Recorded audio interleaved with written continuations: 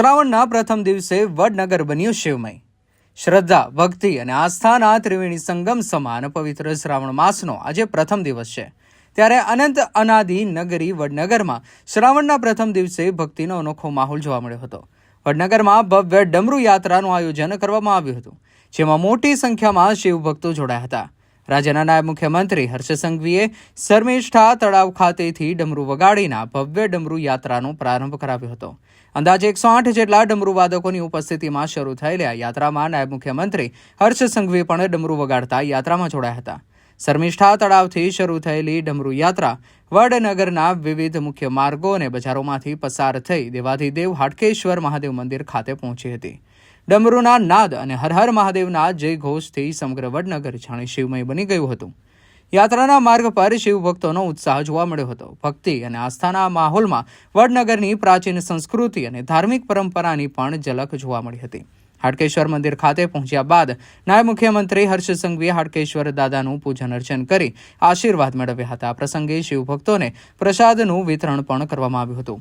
ખાસ વાત એ છે કે અનંત અનાદિ વડનગરને સમગ્ર વિશ્વના પ્રવાસન નકશા પર આગવી ઓળખ અપાવવાના પ્રયાસો પણ થઈ રહ્યા છે.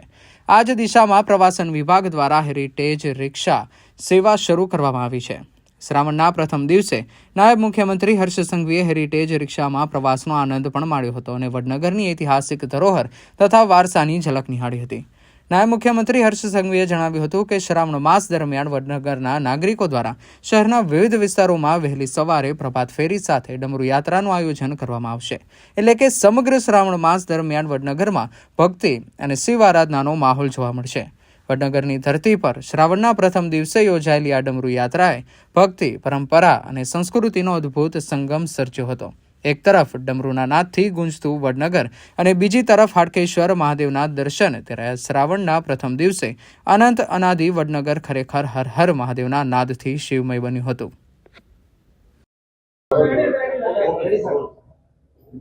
પવિત્ર શ્રાવણ માસના પહેલા સોમવારથી વડનગર ખાતે શ્રાવણ મહોત્સવની વહેલી સવારે અતિ ભવ્ય ડમરૂ યાત્રા જોડે આજે શરૂઆત કરવામાં આવી છે.